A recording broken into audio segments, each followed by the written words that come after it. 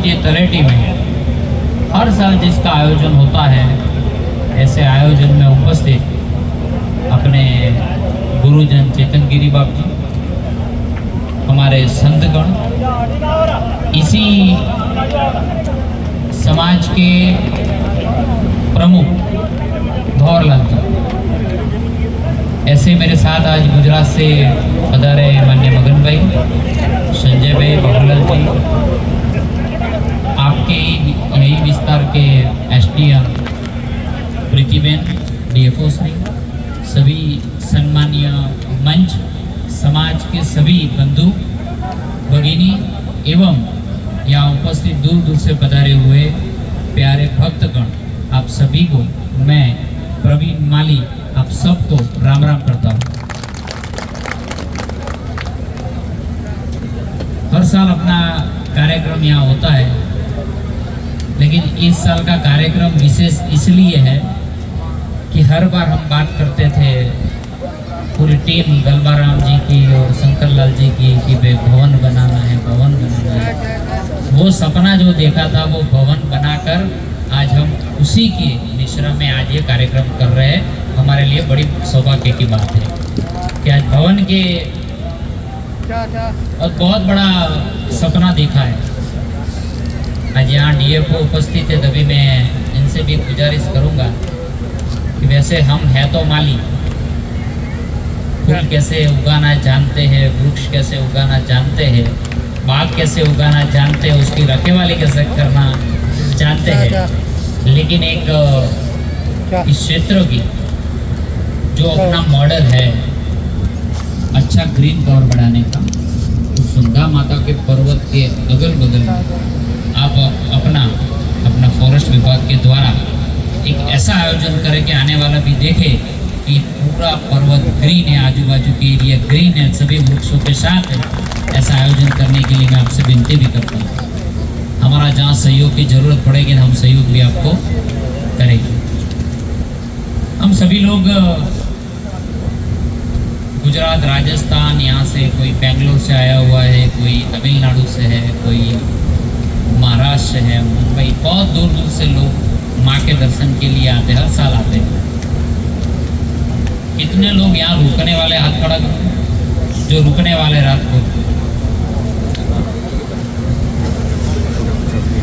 आज एक प्रार्थना करनी है सभी को, माँ जगत जननी सुंधा माता को प्रार्थना करनी है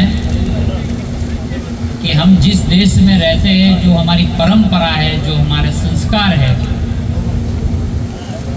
हमारा छोटा भी काम अगर हम शुरुआत करते हैं तो नमन किसको करते हैं? किसको करते हैं? माँ को नमन कर ले। अगर हम कोई शुरुआत अपने जहाँ पर क्षेत्र में जहाँ पर भी है तो सुबह याद भी किसको करते हैं? माँ को कर ले। अगर कोई दुख आया है अपने पर और लग रहा है कि डिप्रेशन जैसी परिस्थिति खड़ी हुई है, तब भी हम किसको याद करते हैं? माँ को याद। मैं बहुत सारे देशों में घुमा हूँ प्रकाश जी, मैं तो चार प्रकाश जी यहाँ पर। मैं बहुत सारे देशों में घुमा हुआ, उनके जो पावर ऑफ डेलीगेट्स होते हैं, शंकरलाल जी, गंगाराम जी, मैं उनको पूछता हूँ कि भाई आपके देश की मुख्य समस्याएं क्या है, कि आपके देश में सुख सुविधा, रोड, पानी, पैसे कमाने की कोई दिक्कत नहीं है। अच्छे देश की बात कर रहा हूँ, अमेरिका जैसे देश की बात कर रहा हूँ। तो पूछते हैं कि भी आपके देश की मुख्य समस्याएं क्या है, तो वो बताते हैं कि कमाने की हमें कोई दिक्कत नहीं, रोड की दिक्कत नहीं, पैसे की दिक्कत नहीं, कुछ नहीं है। लेकिन फिर भी हमारे देश की मुख्य समस्या है कि हमारे लोग ज़्यादा से ज़्यादा लोग आत्महत्या करते हैं। तब मैं पूछता हूँ क्यों, तो वो बताता है कि हमारे पास सब कुछ है लेकिन हमारे पास भगवान नहीं है। हमारे पास सब कुछ है लेकिन मत्था टेकने के लिए कोई स्थान नहीं है। हमारे लिए सब कुछ है लेकिन आध्यात्मिकता नहीं है। हमारे पास सब कुछ है लेकिन डिप्रेशन कहाँ कम करना है वो हमें पता नहीं है। तब मुझे लगा कि हम बहुत नसीब वाले लोग हैं कि हमने भारत जैसे देश में जन्म लिया है। कोई डिप्रेशन आता है तो हम माँ के चरणों में चले जाते हैं। लेकिन मैं जिम्मेदारी के साथ कहना चाहता हूँ कि जब हमारे पास पैसे नहीं थे, जब हमारे पास व्यवस्थाएं नहीं थी, तब हम एकजुट होकर रहते थे। जैसे जैसे पैसे आए थोड़ा बिखरना शुरू हो गया।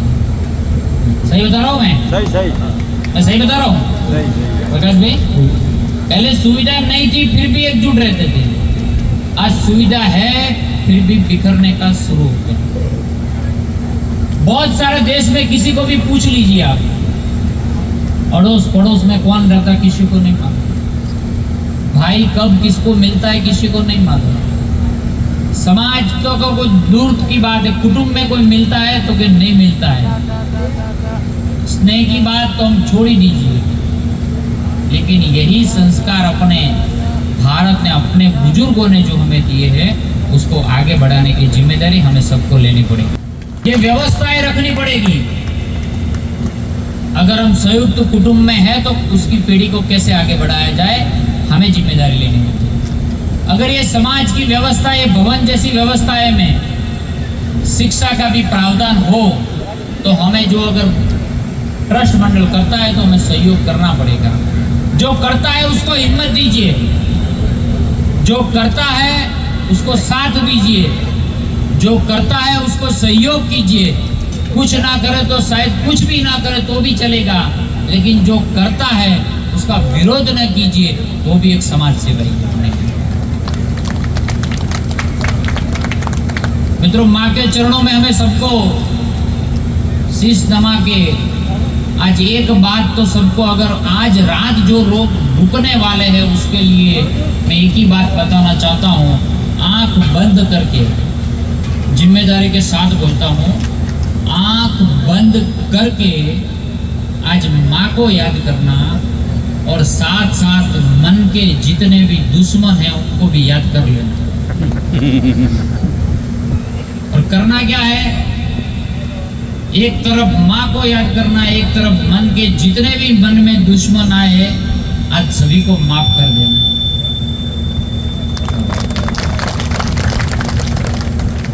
और फिर देखिए कल की सुबह कैसी होती है। और सिर्फ माफ करना मतलब पूरा माफ कर दीजिए, जाए के चाय पानी करके आ जाइए, कोई दिक्कत नहीं है इसमें। लेकिन माँ को सुबह चरणों में दर्शन करके कल जब घर वापस लौटे तब उनके वहाँ जाके चाय पानी कर दीजिए। इससे बड़ा कोई सौभाग्य हो ही नहीं सकता कि माँ को याद करके मैंने माफ कर दिया है तो आने वाले समय में अपनी प्रगति होनी ही होनी।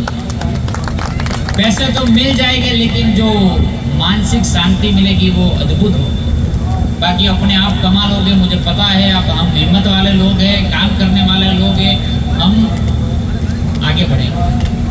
क्योंकि मैं देख रहा हूँ कि हमारी पीढ़ी भाई भाई को नहीं बुलाता, भाई बहन को नहीं बुलाता है, पिता पुत्र को नहीं बुलाता है, देरानी जेठानी नहीं बुलाती है, सासू बहू एक दूसरे को नहीं बुलाती है, तो किसको बुलाएंगे सब, है ना?